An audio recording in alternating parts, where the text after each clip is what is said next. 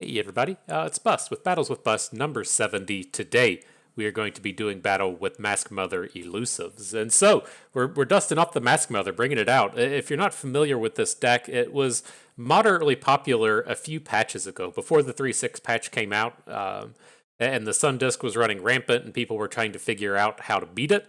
The Mask Mother version of Faeries started to make a bit of an appearance, made a little bit of a blip in the meta, but it has since fallen off when we haven't seen it since. But it's something that since we've been playing so much Faeries here recently, and people have been discovering how strong Faeries are with the Teemo Tristana versions and with the Zed versions, and then the Aphelios version, probably just being the best deck in the format right now. I wanted to kind of circle back and see how the Mask Mother felt with the rest of these fairy attached units. And so, if you're not familiar with how these interactions with Mask Mother work, let's say that we have a conchologist on the board, right? Nothing too special there. We attach a rainbow fish to that conchologist. It now becomes a 4/2 elusive.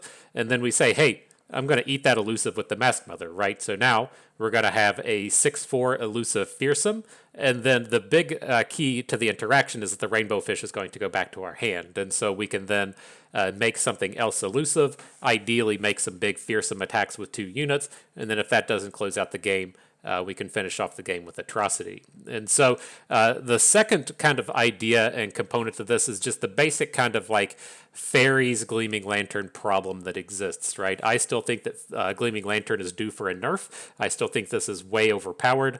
But the thing that you tend to run into issues with the Lantern is you run out of stuff to spend your mana on, right? You've come out here, you've cheated really good. You've gotten like 4 and 6 and 8 mana bonuses from the Gleaming Lanterns that you have on the board, and then you're just out of cards in your hand. And so this kind of Mask Mother combo, if you will, does give us ways to keep shuffling these attach units back to our hand, and then ensure that we still have the fuel to keep growing our units. And so that's one of the real kind of perks to the attachability is say that we just have a board full of 6 gleaming lanterns, right? That's not realistic, but for this example, it works, right? And we want to add something else to the board.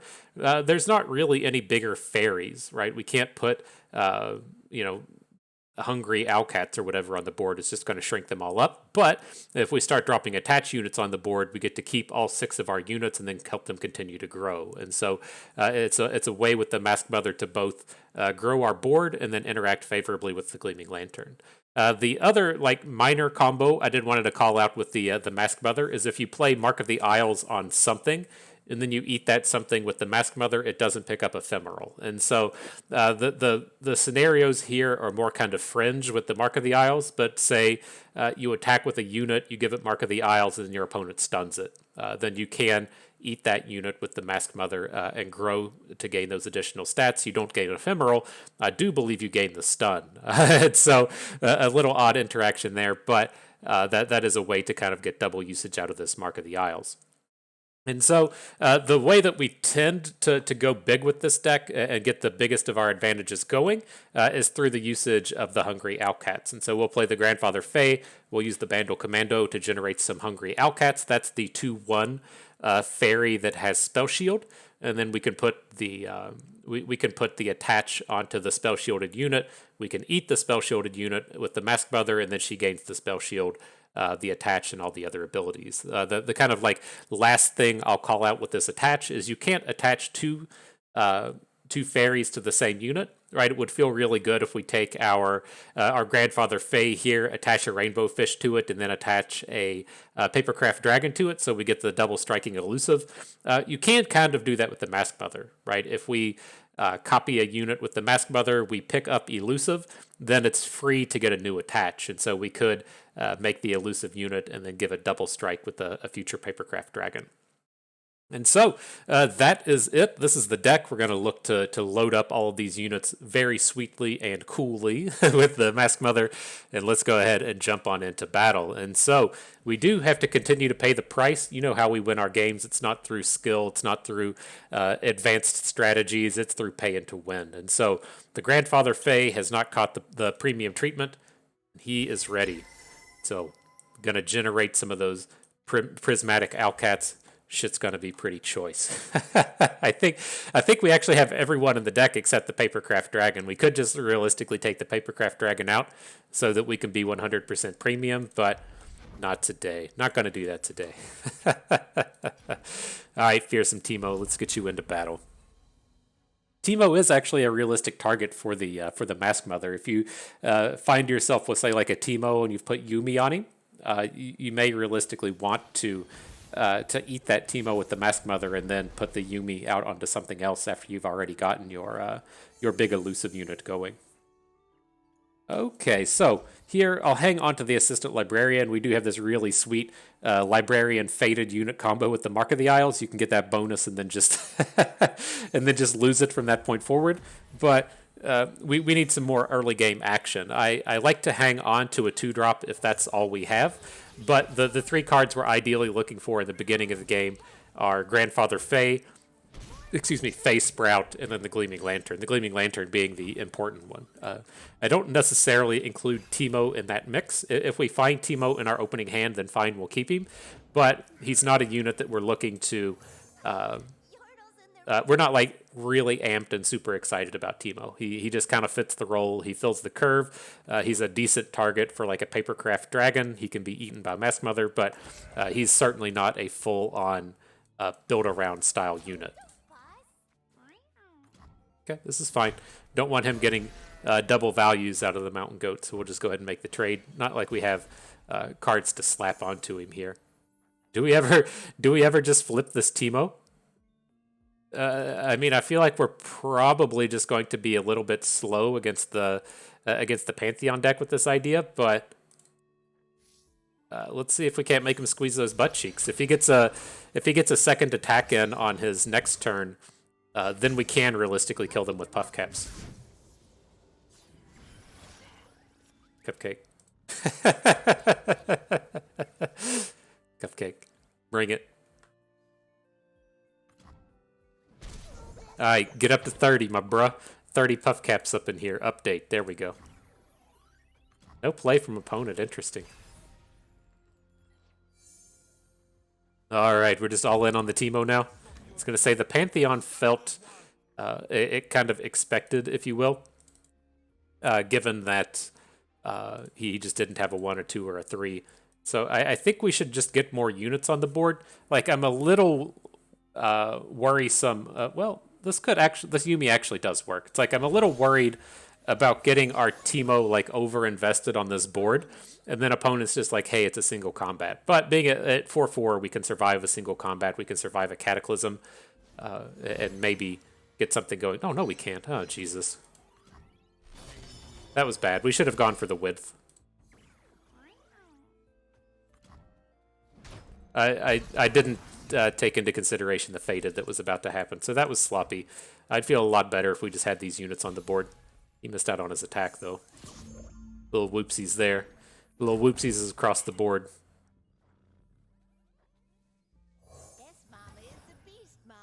Alright, well, let's see if we can't continue to come in with the fearsomes. We can get some width here. Like, it's got to be a bit of time before this Pantheon's actually scary. And I think we can continue on trying to get some elusive damage in. And if he has, like, a single combat here, it's not ideal. But... We can kind of handle it a little bit. It's not so bad.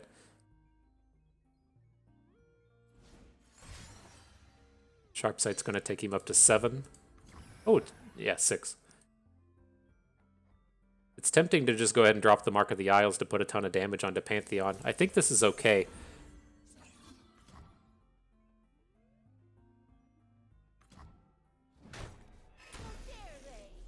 He has to start worrying about our Conchologists and stuff now from Pantheon, and so maybe we get a shutdown in those terms. We're never going to get like a block and kill with the 2-attack unit. He's going to immediately gem him, but we might come up with some useful spells that can take him down. The Mecha Yordle is kind of interesting, and what we could pick up there. I think we just have to go with the stress defense just to be shutting down Pantheon in the future on his big game-winning attack, but don't need to do it right now.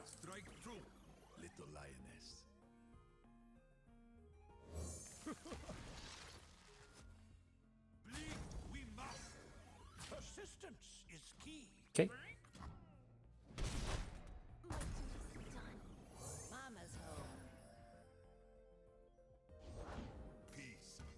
All right, let's see if we can't recover here. Leave the misplays at home. Recover everything. Oh, Teemo's back. Uh-oh. Uh-oh. That's certainly a thing. We can play all the cards in our hand, and so I'm trying to envision if we can't say, like, get Teemo down, and then if he tries to go after him with a single combat or something, we might be able to stress defense out this Pantheon. Got some real potential for sweetness here. Do we actually target the Teemo with Yuumi? I don't think so. Don't think so. He's not going to have cards like that are going to reduce Teemo's attack. He's either just going to be able to block him or he's not going to be able to block him, like with the Sharp Sight. Load him up. Load him up with the puff caps. That's what this is all about. Oh, man. Are we going to recover from our poor plays of the day? I certainly hope so. Proud and loud, Teemo. Get him. Get him. I think realistically, if he has a single combat here, he has another Sharp Sight, we just have to let him do it. We're not going to get a kill next turn with Teemo. And he can realistically kill us with Pantheon next turn. A little unfortunate, but I don't think we win the game with the Teemo attack on our next one. I think we just die on this attack if we don't shut down the Pantheon. Getting him puff cap hits out. Woof. Ooh. Serious damage coming in.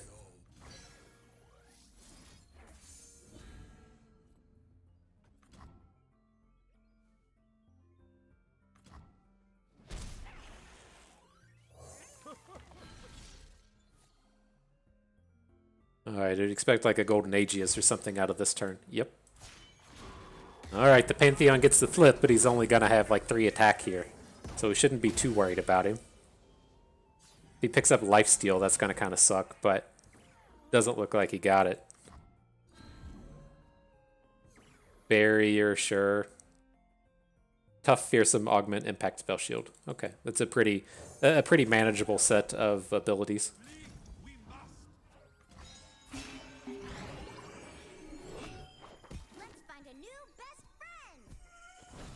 Yeah, this would have been so much nicer if we didn't mess up that Teemo turn right there at the beginning of the game. And we would have had better opportunities to take this down as a unit. Okay, the thing that would have worried me here is if he had Cataclysm, was able to Cataclysm us on this turn, but he doesn't have it. Hits him for 2. Might as well attack with everything. He can't block the Bandle Commando. And then we should be able to punch in an additional damage with the projectile. So he's going to have to move this down. I guess if he has like a single combat or something, he would get out of that. But anyway, we can punch in this extra damage.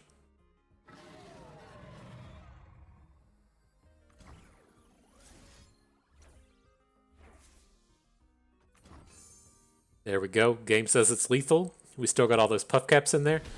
Nice. Nice. I don't feel like we deserved that one, but you don't always deserve all the wins that you get. GG.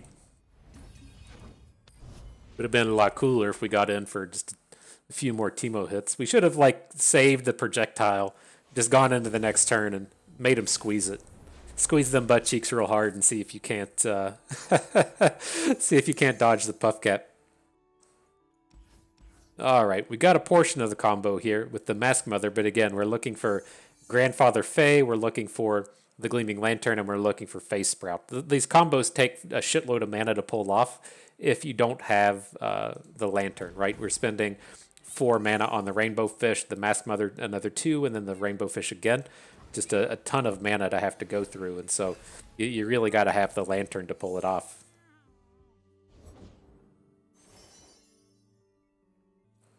The Rumble deck? Okay.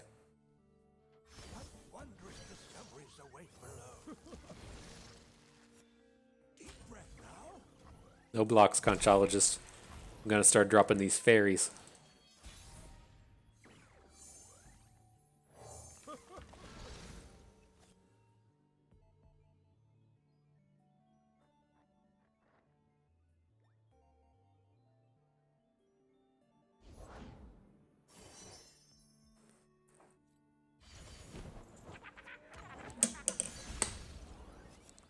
Sure. I don't feel like these combats are really worth getting in here. Like, trading out the bird for a Conchologist doesn't feel good. I think we need to kind of sit around and save it for the likes of these Risen Rider kind of cards. Papercraft Dragon's big, though. We'll certainly be looking to load up a Hungry Owlcat with a Papercraft Dragon next turn. Rumble's kind of meh. Hit something cool. You can target, like, you can use some of these things to hit our, what are you called? We can hit our Fated unit with some of this random stuff. Doesn't look like what we're going to be doing here, but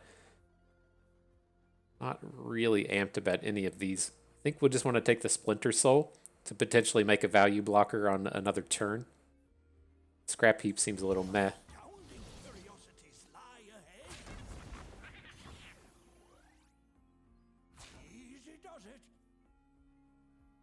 How much board do we have to give up here? That's probably okay. I don't want to completely give up on our grandfather phase.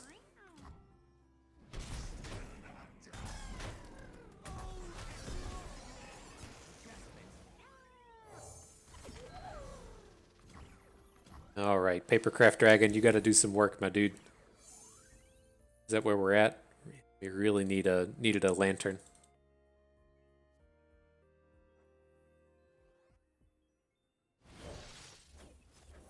It's like we're just behind in the initiative now, right? We dropped the Papercraft Dragon and he goes, "Fuck that." I'm just gonna play anything. I'm gonna play actual anything to not have to deal with this. Oh, Pokey Stick, that's even worse. Is he gonna have the Whirling Death to go with it? Shit.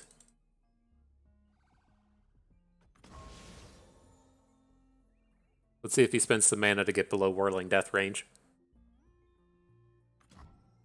Okay. So we can use the Splinter Soul and then eat the unit with Mask Mother, if that's what this turn comes down to. We also have some play with the Rumble here to where we can block and then Atrocity away our blocking unit.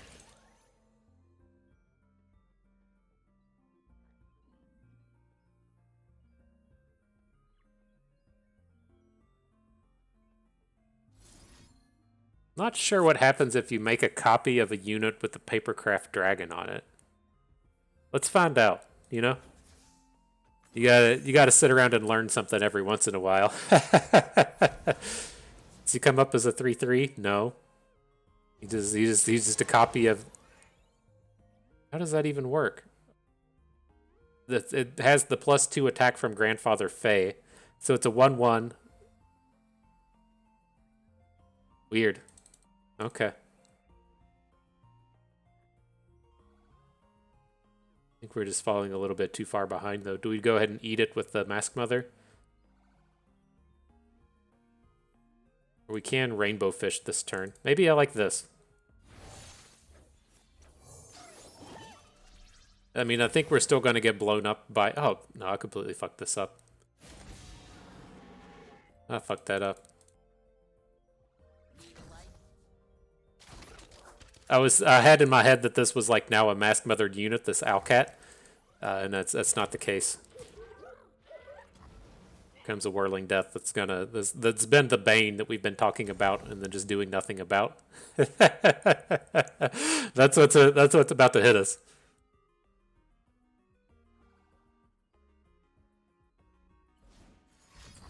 Mm-hmm.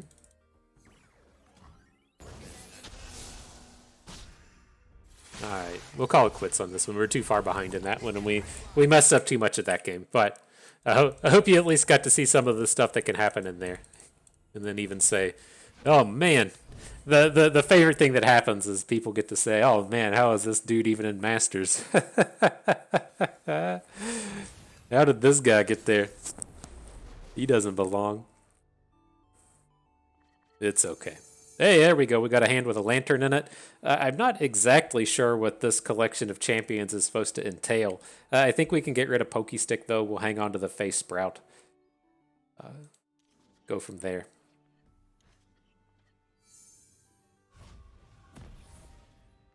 Misfortune, Ari, Irelia, Gangplank. Can't block. Bro's got fearsome. Alright, get in there and do your thing, Teemo. Trade with the 1-drop. Good job.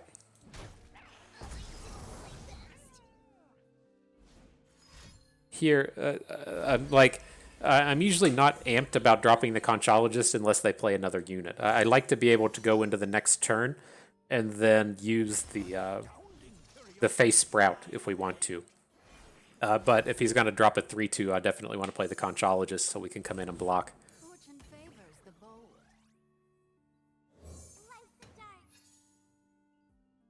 So I'm going to say this should shut down his attack with Misfortune, and then we'll give it a little bit more time here.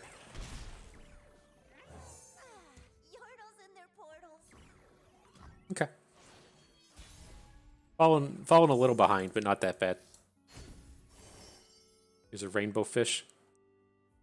Looks good. Our mana's like a little messed up, given that the Rainbow Fish will cost 2 and we can't Mask Mother it this turn, but I think that's okay.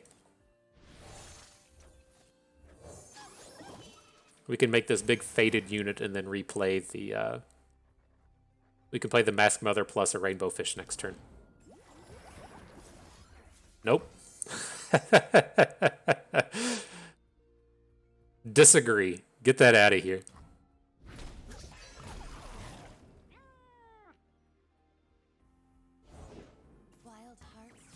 Alright, that's better. Get them big booms in. Mark of the Isles? Okay. Surprisingly relevant here if we want to say Mark of the Isles, a Conchologist, and block something. I'm on board.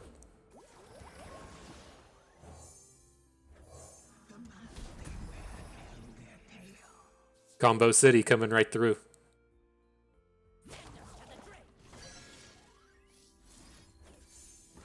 Alright, let's get in here and block some stuff.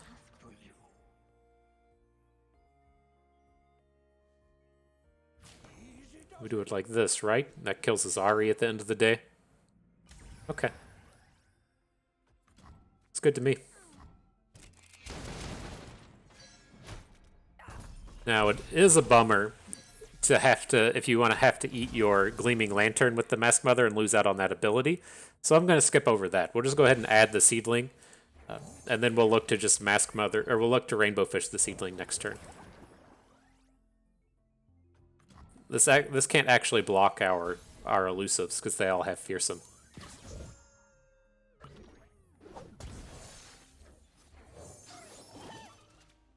Here comes. God, we're booming so hard right now. Feels so good. We did it. We did it. We got to pull off all the combos. I told you it works like so much more smoothly if you have the Gleaming Lantern to work with. If you don't have the Lantern, it just takes so much mana to get everything rolling. Cool.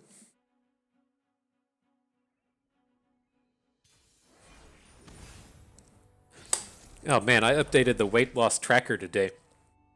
If you all are still going strong with New Year's, I'm still going strong too. What is this? Trundlemere? Oh, Brahmanivia, sure. And so, if you're new to the show, since we switched to playing constructed, I got fat. It's just a combination of things between getting married and COVID happening, and I quit smoking, which was the actual big one. I usually hang around like 215, 225, and I got myself up to 260, and I wasn't real happy about that. And so for New Year's, I decided that we had to come in and lose the weight, looking to get down to 235. And so we're 18 pounds in. That's pretty sweet. What are we at? 241. So we got 6 pounds to go to get to that 235. Feels good. I slipped up a little bit here in recent times, but I've gotten back on track. It's tough to do. It's certainly tough to do. So we'll see. We'll keep on cruising. Why would he ever attack with this aristocrat? Braum Anivia. Alright. You got it. Not sure what that angle is. But we're going to have to decide what to do next turn. It's like, I want to... it's like I kind of want to get Yuumi onto Teemo. I kind of want to get Yuumi onto Assistant Librarian. The Assistant Librarian, like, maybe we should just be eating it anyways. It's just so much damage coming through with Teemo. Right, but if we eat the Librarian, then depending on the units he has, he just may not be able to block a Fearsome. So I'm interested. Okay. Kind of lame, dude. Kind of lame.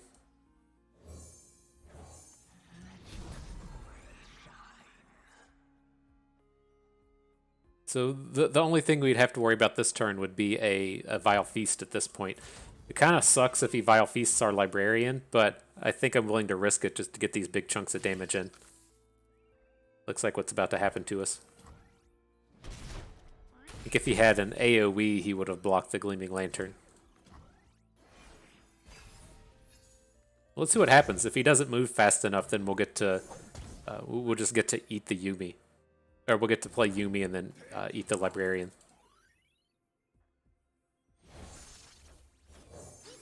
Man, I thought we were going to get to make a Mark of the Isles play. It didn't exactly come together, but we may still see it here. If he hooks our Librarian, we would have a shot. Nope. Okay. Okay.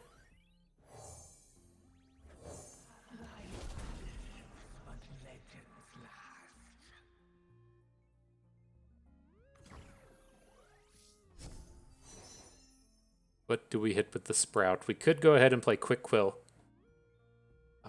onto something. We could protect our Lantern and then get to attack with it. Then we're kind of free to play Yuumi next turn. If we want to Vengeance next turn, though, we can't really do any of this. Let's just take the big unit.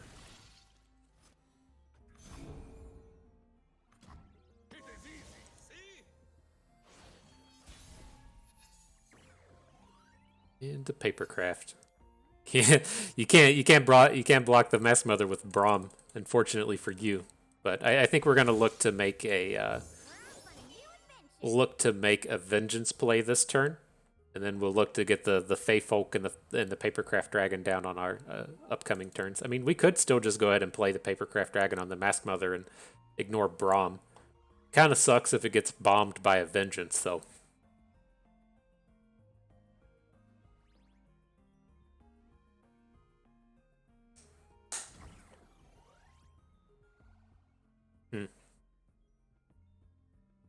How clever is this guy being? Let's drop it on our Lantern.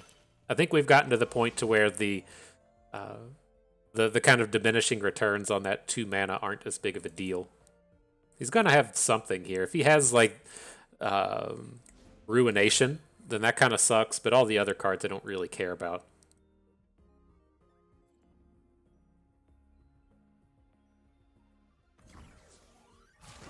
All right, well, it's not the Ruination. he would have just dropped that one. I don't know about this dude.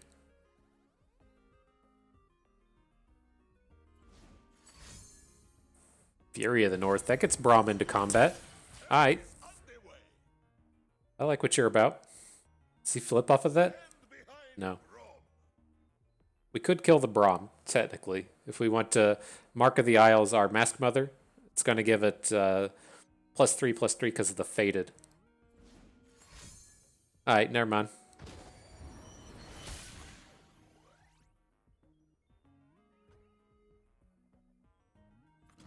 Sure.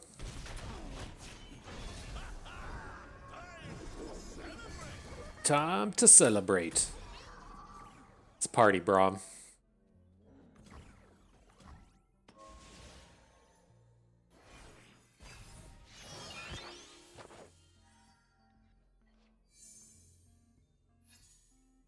you're totally just eating a vengeance this turn. Sorry, dude. I'm sorry, dude.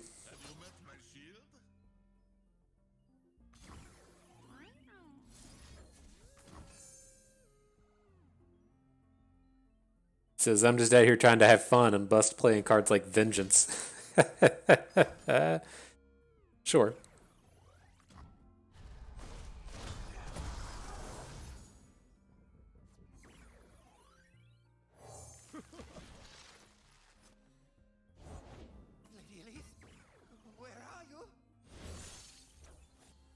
All right, let's go ahead and play the Yuumi because that's the expensive one, and then we'll see about getting this Furious Feyfolk down next turn.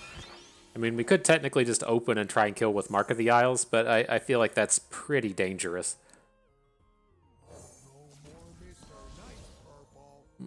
Get pretty close with the Assistant Librarian as well. This will hit for 5 damage if we hit it with the Mark of the Isles. I guess 6 because we had the Fae on board. Okay. I think we're fine. We probably should have just gone ahead and played the Mark of the Isles. I don't know what this guy plays, but if he's playing a Brittle Steel, then this is like kind of awkward. We would still beat Brittle Steel because we could grow on top of it, but the preemptive Mark keeps him from actually playing it. Right, GG. Man, accidentally started playing a bunch of the Teemo Tristana deck in Constructed. I've been doing a bit of climbing in my downtime. I meant to sit around and just start playing the Zed deck, and then I thought I loaded it up, and it took me like a game and a half to realize I wasn't playing the Zed deck, and it was slightly awkward. But like once I realized it, I was like, oh, this deck is kind of fun. It was like I drew an Opify or something, and I was like, this isn't right. So I think these Faeries are really turning into real decks, just taking people a bit of time to figure out how to get them up and running.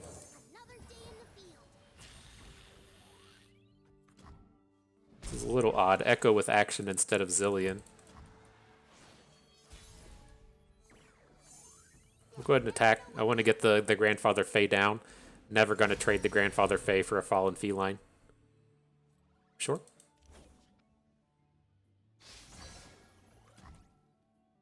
And again, we don't worry about things like that too much. We're not actually a Teemo deck, right? He's just a 1-drop. He's cheap. He's a decent target for things like Papercraft Dragon, and he can be fairly threatening. But if he comes in and cancels Teemo a few times, we're not really that upset about it.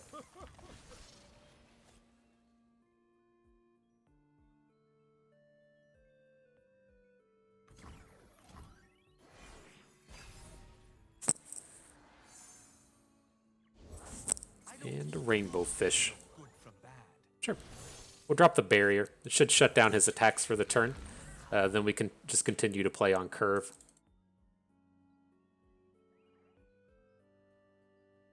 I could even see wanting to play a Face Sprout instead of playing the Owlcat. But the Owlcat's still such a like, it's not a super strong attack next turn, but it's a decent target to load up with Rainbow Fish. If you're not familiar with the interactions with the Rainbow Fish and Quicksand, the unit still keeps its elusive because the Quicksand doesn't affect the attach. And it's pretty tempting to just not attack with Teemo here. Like, I don't want Teemo to get Quicksanded on this board and then just trade it away for free when we can come into next round now that we've drawn Papercraft and load up Teemo with it.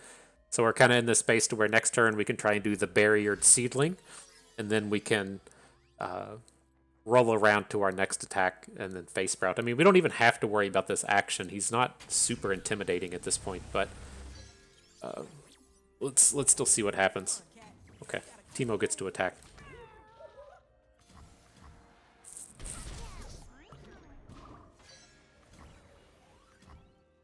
Puff caps. More Rainbow Fish.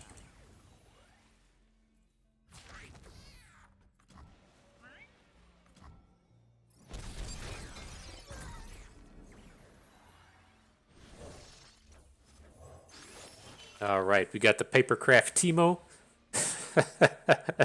And let's get us another elusive seedling next turn. That should be 3, 4, 5, 6, 11. So we got to kind of count on the Teemo to hit if we want a lethal next turn.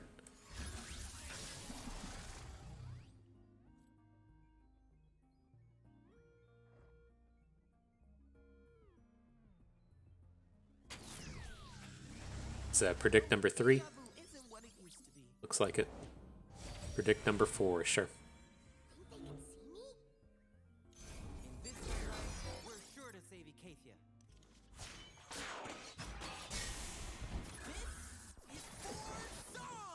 This is for Zon. You got it, my dude.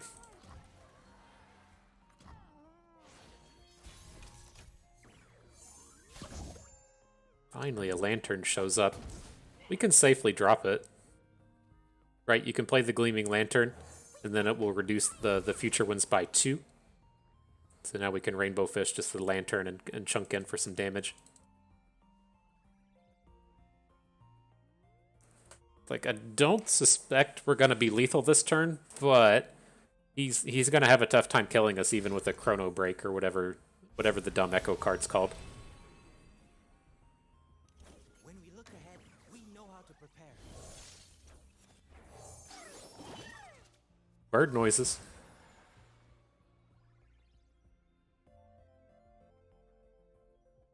So he's just hanging out on that quicksand mana, but we should be fine.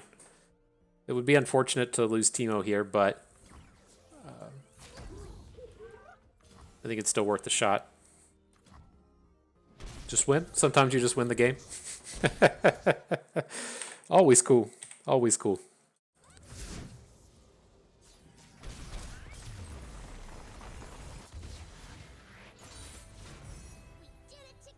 We did it together, Teemo. Love putting the Papercraft Dragon on Teemo. Such a choice play.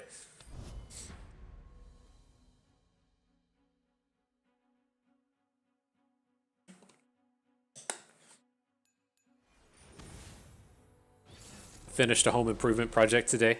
I'm going to tell you the project. You tell me how many trips you think it took to Home Depot. So, if you have a basement, right? You have to have the egress windows. So if your house catches on fire and you're in the basement, you have a way to escape. So you have those little windows in your basement that you can crawl out of. Then on the outside of your house, you have like a little window well, so that if the windows, basements are below ground, you have to have a way out the window, and so there's just like a kind of a hole with a thing that's blocking out the dirt, so the dirt just doesn't like climb into your basement. Here, this is actually kind of an interesting Song of the Isles.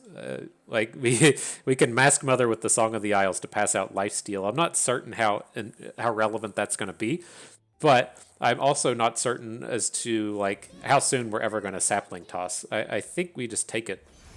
Might find some actual use out of that fearsome. Sure. And so the dipshits here, I don't know. Like I've been pretty happy with how this is constructed. People really run into a real shit shows in terms of housing construction, but like one of the small peeves that I had with these people was they didn't run the window well up high enough, and so the dirt was basically pouring downhill into the window well. If you're familiar with how water works, it goes to the low point, and so whenever it would rain, the water would go, cool, here's a downhill thing, let's go straight into this window, which would then go straight into our basement. And so it's not awesome having that kind of thing happen. Oh my gosh, we get to go for the Teemo again. And I fixed it. And so I had to get an extension on the window well, attach it to the wall. Aww. God, this was about to be so sweet. What a lame ass, dude. Noob 5430. You're lame. I bet you play chess by yourself. It's so I had to get that extension on there, get it all plugged in. I'm not even certain the number of trips to Home Depot I made. I know that I had to go 3 times for the extension pieces, and then I had to go 3 times to get fasteners. I think one of those may have only been 2, but I'm pretty sure this was a 5-tripper to the Home Depot. And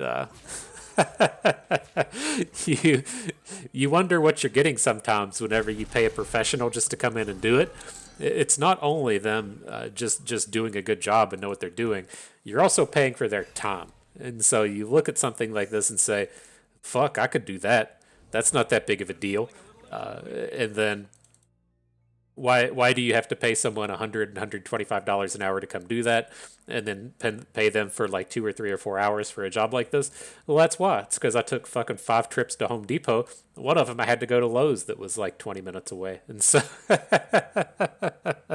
that's fucking why right there. But all right, what are we getting into here? Like he's gonna come in and hook our Teemo. I'm fairly tempted to just go ahead and drop the Papercraft Dragon onto Teemo, because it's going to put the extra damage onto Jace, but that is just like so super slow that I don't think I really want to go that way. I think we probably have to play the Papercraft Dragon this turn. Let's just pass. We have enough spells in our hand to where it doesn't hurt. Okay.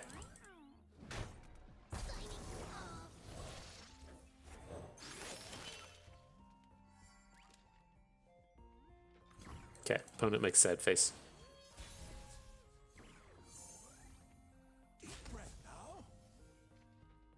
Let's see where that one gets us. There shouldn't be any burst spells or fast spells in this version of the deck that can flip the Jace in the middle of combat. Okay, that's fine.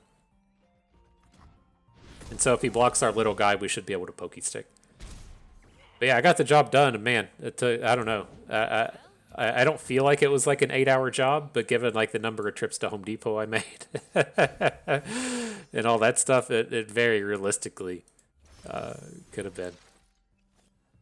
Shit gets expensive.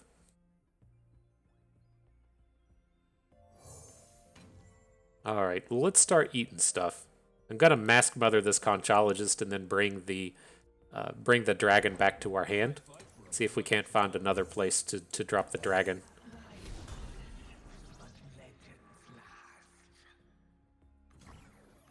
Okay. Let's see where this gets us.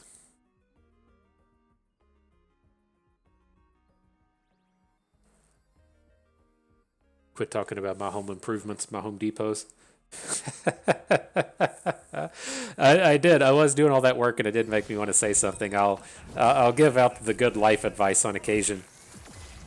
Make sure you get some good gloves.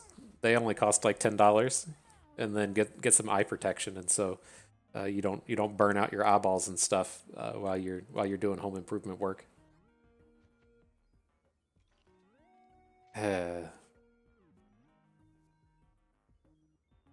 I'm considering if we want to Mark of the Isles this Mushroom Ring so that we have a decent blocker for the turn. Won't die to Jace. I think this is okay.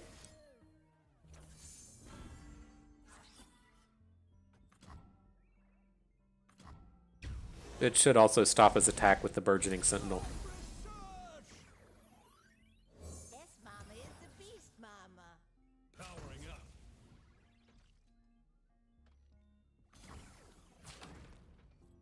Okay, it's not looking so hot right now. We need we're just like a little bit behind. Maybe we should have let that die, just take the 5 damage from Jace, and then be opening with the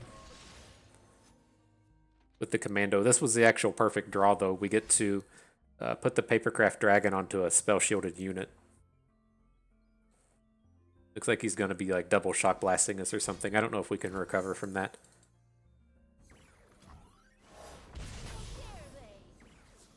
Right, we get the Owlcat down, but then the shock blast eats through. Oh, interesting. Great, we're running into heat issues. What you got? I guess he doesn't have the shock blast.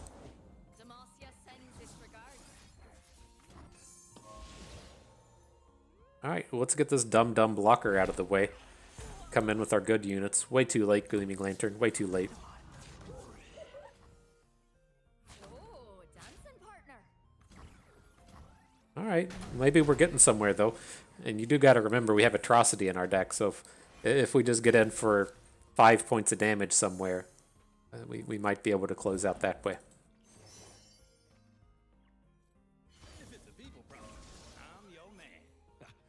Could we have done something with the fearsome? I missed out on recognizing that. Hey, show me that again.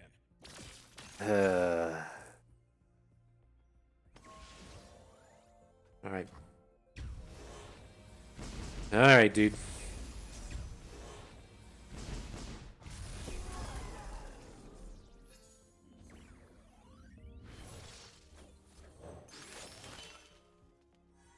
Lame-o. What a lame-o. Does this do more with the rainbow fish? It probably does. If we can come in for 5 elusive, we're a lot closer to actually dealing damage.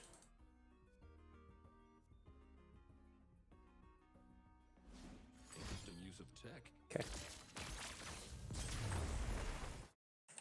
Okay. Okay. Enjoy your Friday night playing chess alone, noob. Trying to help the world, tell people to buy their safety glasses and gloves and shit. You're out here playing Piercing Darknesses. I can tell. I can tell. This guy plays chess alone on Friday nights. But all right, up against the Sundisk. This is a match where I don't hate keeping a rainbow fish. But again, we are in this kind of weird spot to where we don't have a gleaming lantern. And so it sucks to miss out on them, but the rainbow fishes are pretty powerful here. Just loading up a hungry owlcat with the rainbow fish. Lots of potential damage there. There we go. Masked Mother ready to double up the fishes.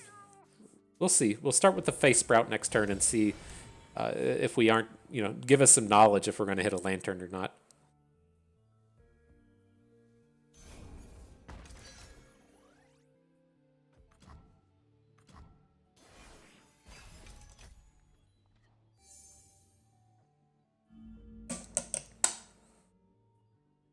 Give me that knowledge. That's what we need.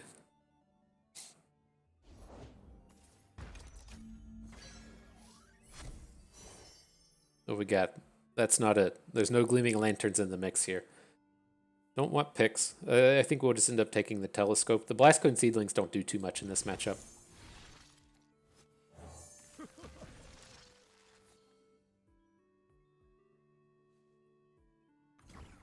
All right, just need the time.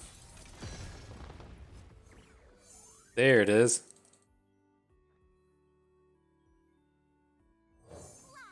Perfect.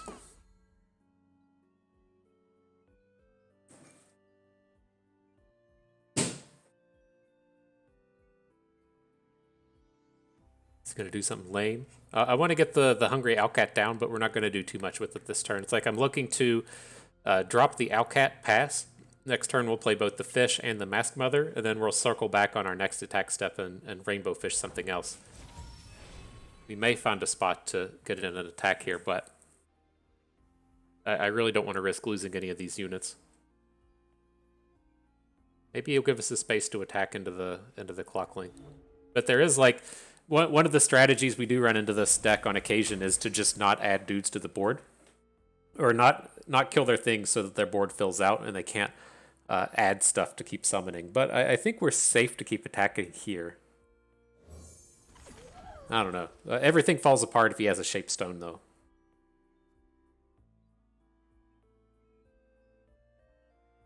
And I think our strategy is still just good. All right.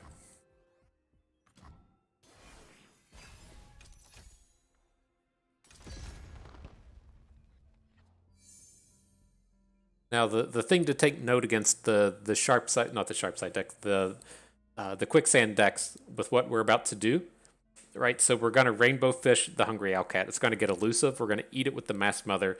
So it's going to gain elusive, but they're going to be able to quicksand it at that point. And so and when we're eating these units, it's very beneficial to eat the spell shielded unit so that the quicksand has to hit twice before it can throw away his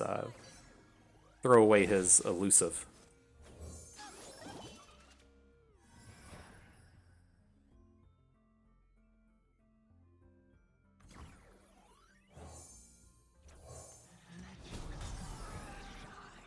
All right, big boy number 1, ready to go.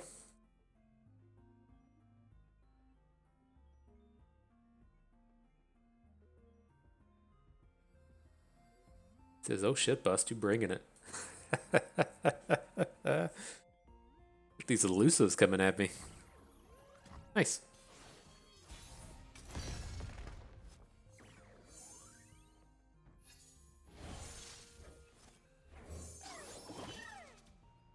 Should be pretty tough for them to interact with. Again, if he quicksands the lantern, it doesn't do anything. He needs multiples for the Mask Mother. GG. All right, nice work. Let's get ourselves in that final battle. Moving on to game 8. Pretty decent record for the Mask Mother deck on the day. Feels nice. Feels nice.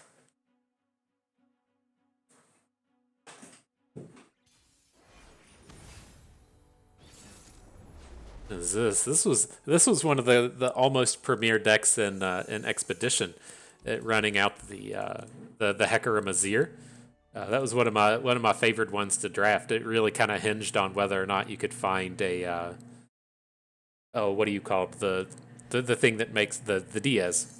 The Diaz was the important one for this deck.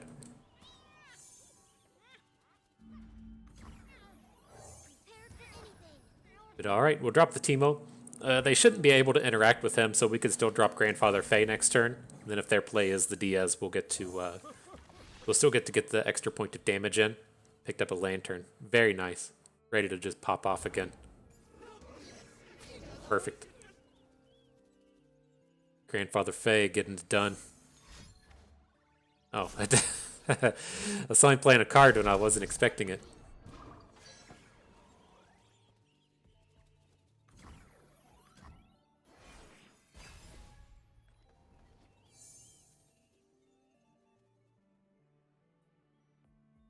All right, we are bringing it. It's official.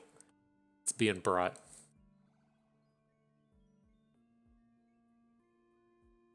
Do we want to go for the Papercraft Teemo this game? I'm trying to envision how we're going to take this forward. Like, we're going to Lantern, looking to play the Grandfather Fae now.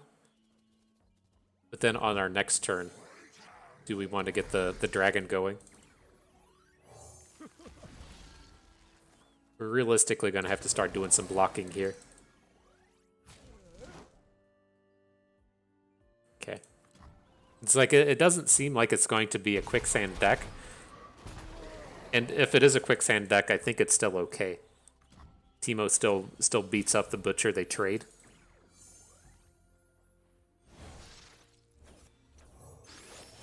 I like it. You can add an Alcat as well.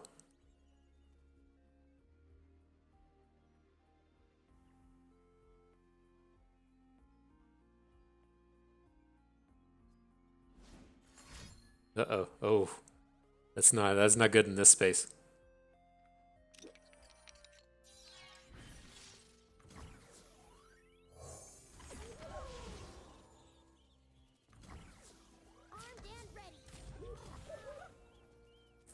Get him, Teemo. God, that double strike.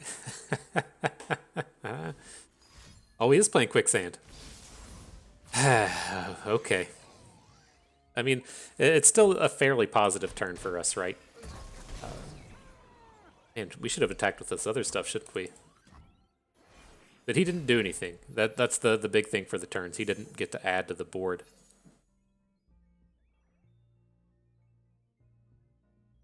But yeah, it feels like we probably missed out. Like, I didn't want to put our Gleaming Lantern at risk, but it should have been pretty clear that if... it should have been pretty clear that he wasn't going to get to interact with our board well.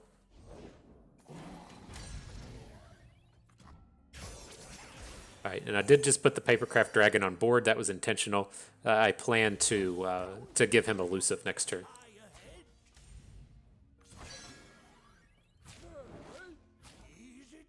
Okay, let's just not die. As long as we get to untap and attack and stuff, we should be okay.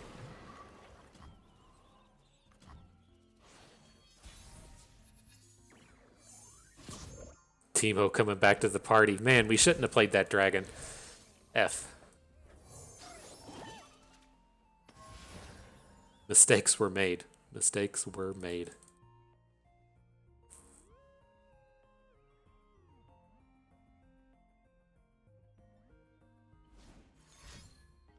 Sure. You got the choice of one card, my dude. You get the one. Did he? I thought he didn't even take it. I thought he just passed on it.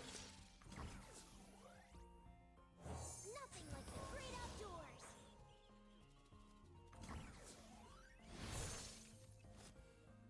Going with the barrier. We're not going to get a lethal this turn, so I want to keep our seedling around.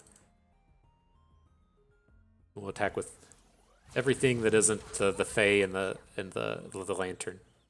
Although we're getting to the point to where we could just get rid of the lantern. The mana's not super important anymore, but I think it's a little preemptive to give up on it now.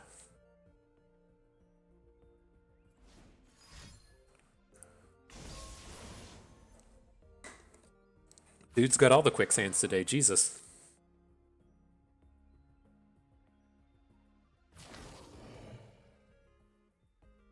Get him for 6. Okay.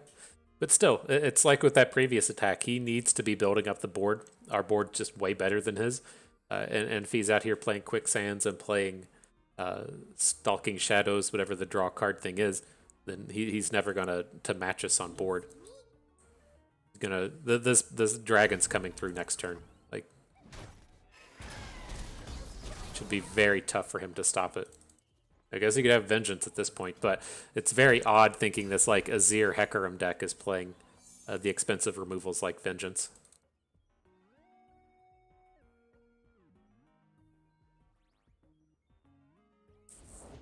Oh, hello there. Okay, we'll do 1 and 1. Now we can pokey stick down the Escaped Abomination.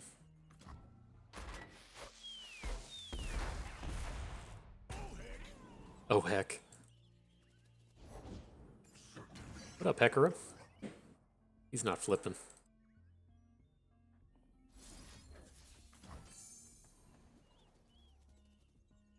Alright, I think we're good. It'd just be like 7 damage from Hecarim, if that math works out. 9 damage, I guess. Oh, there's a Shark Chariot in the mix as well.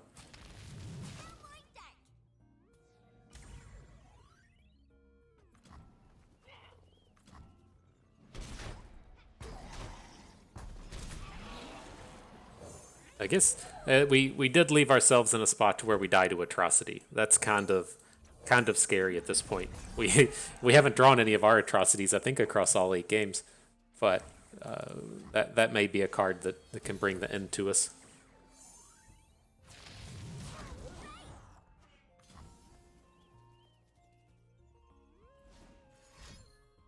Uh-oh.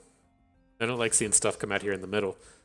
We may be short on this. I may not have been given this enough credit.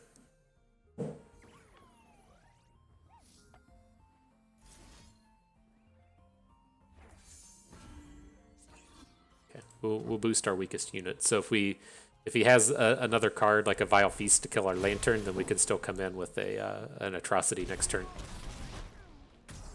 All right, GG. Nice little set of battles, and so. Good stuff. Good stuff. Let's get this one pulled up. We'll talk about it a little bit more. I'm glad that we got to pull off all those combos. Like I still think I don't know what the deal with the metas are in this game to where the decks just don't get figured out very fast. It's very strange to me that people haven't. I feel like the Aphelios deck is just the best one in the format right now.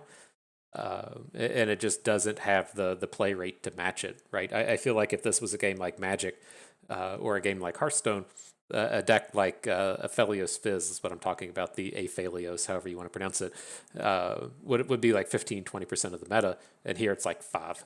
And so there is like a variety of the Faeries decks running around. There's the Aphelios, there is the Teemo Tristana, and then we did a video here recently on the Zed Yuumi.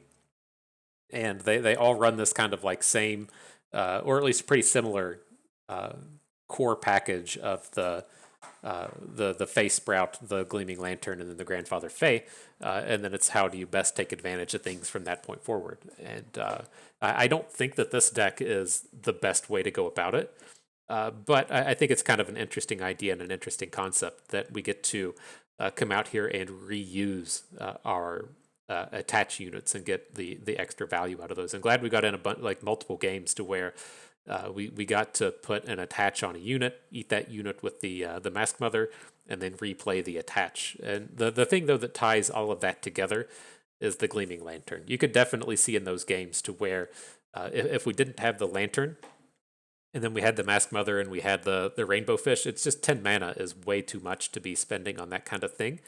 And so typically if you're spending 10 mana on something, it just outright wins you the game. And in this case, it doesn't. And so it feels like, spending 6 mana is a pretty decent deal, especially as we're churning through a bunch of value with this Gleaming Lantern. But in these games where you don't have it, it's very dangerous and very, very slow. And so that's the kind of big downside that we see with a deck like this, as to where if we're playing the Tristana versions and we churn out a bunch of Grandfather Fays and a bunch of Hungry Owlcats, then you're still doing stuff. You're still presenting a nice bit of aggression and a realistic game ender, to where with a deck like this, you don't get that kind of value. And so the games with Tristana and the games with Aphelios, you can win without the Lantern. But with a deck like this, it's really tough to win without it. And so that's why I was really trying to drive home the importance of mulliganing into the Face Sprout, mulliganing into the Gleaming Lantern, because so much of the deck rides on that importance. But otherwise, cool set of games. I hope you all enjoyed the games here. And so for the upcoming days, I'm trying to think how this works out. I think the new cards will come out on Wednesday, so that should give me 2 more days of videos. I'll do 1 more video of gameplay.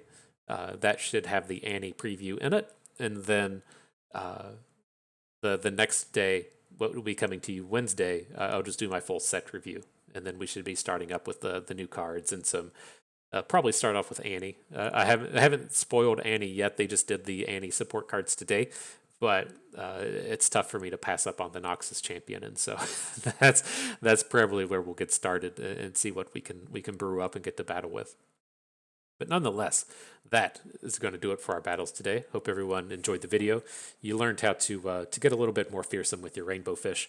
Maybe learned a thing or two along the way. Had a good time watching. This is Bust, and we thank you for being here.